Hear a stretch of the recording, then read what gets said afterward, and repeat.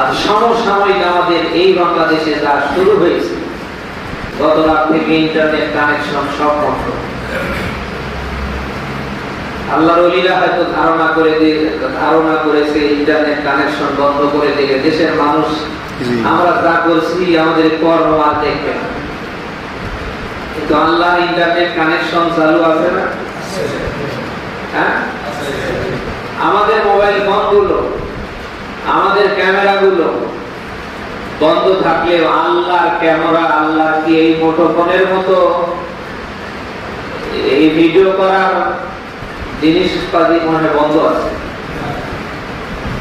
আমি তামাম দুনিয়ার মানুষের চোখকে ফাঁকি দিতে পারেন, আপনি আল্লাহ তাআলার চোখকে ফাঁকি দিতে পারেন না, পারেন না। আমরা দেখেছি আমাদেরই ভাই, আমাদেরই কলিজার টুকরো সন্তানদেরকে পাখির মতো গুলি করে হত্যা করা হচ্ছে। আমি নিজের চোখে দেখলাম।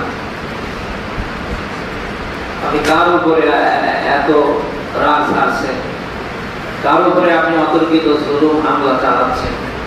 এই লোক হয়তো আপনার ভাই, আপনার কলিজার টুকরো সন্তান, ভাতিজা, এরাই তো কেউ না কেউ হবে। আপনাকে কি আল্লাহ ভালো মন্দের জ্ঞান দেয়নি? তারা চায় কি?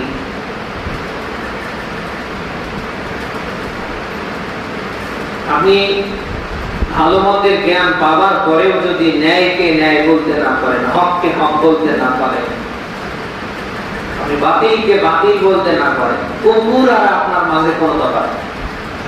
কারণ আল্লাহ তাআলা নিজেই বলছেন, ভালো মন্দের জ্ঞান পাবার পরে কোন মানুষ যদি ভালোটাকে ভালো বলতে না পারে, খারাপটাকে খারাপ বলতে না পারে,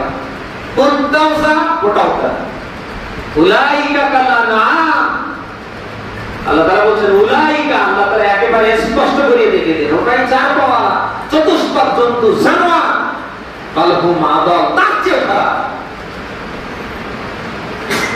আজকে নিরীহ ছাত্ররা, শিক্ষার্থীরা মাঠে নেমেছে তাদের দাবি দাওয়া আদায়, তাদের উপরে কি নির্মম জুলুম নির্যাতন চালানো হচ্ছে। আমরা দেখেছি বেশি দূর নাই, রংপুর 1971 আমার জন্ম না, আমার জন্ম 1992। আমারও ভাগ্য হয়নি, কিন্তু আমার এখন দেখার সুযোগ হচ্ছে। এই যে আবু সাঈদ নামের এই ছেলেটাকে, পৃথিবী এমন কোন মানুষ এই দৃশ্য না দেখে চোখ থেকে পানি না ফেলছে। পুলিশ গুলি করতে পারে কখন, পরিস্থিতি নিয়ন্ত্রণ আনতে পারে না যখন, কিন্তু ছেলেটা এরকম করে হাত বের করে, হ্যাঁ গুলি করার তো অনেক জায়গা ছিল, আপনি পায়ে মারেন, গুলি বাদে তো আরো অনেক কিছু ছিল, ছত্রভঙ্গ করার জন্য আরো কত কিছু আছে, আপনি সেগুলি নিক্ষেপ করেন।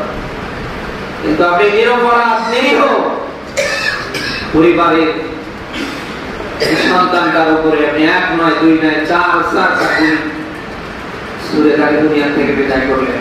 আপনার বিবেক কি একটা বারের জন্য নাড়া দেয় না?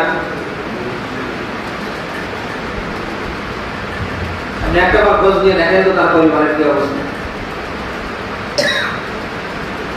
তামাম পৃথিবীর মানুষ রাতের বেলা আরামে ঘুমাতে পারলেও,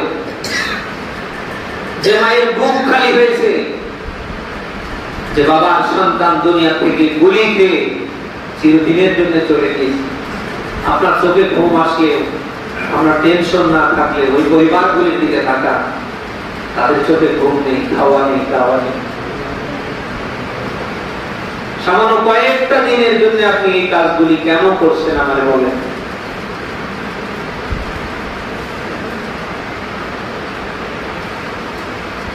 জুলুমগুলি ছেড়ে দেন, বন্ধ করেন।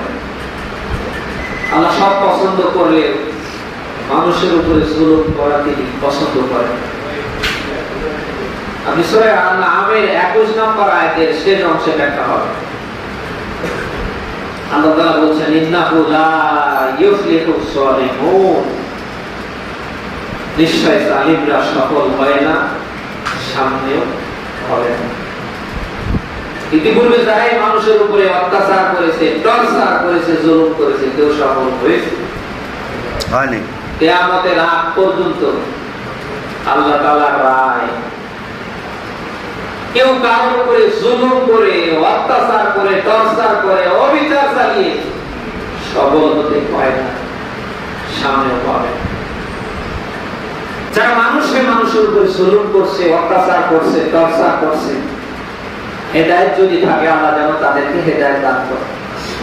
আর যদি হেদায়েত না থাকে, জালিমদেরকে যেভাবে আল্লাহ ধ্বংস করেছে আমরা দেখতে চাই, আমাদের এই চর্ম চোখে আমরা দেখতে চাই, আল্লাহ যেন তাদেরকে আমাদের চোখের সামনে ধ্বংস করে দেয়।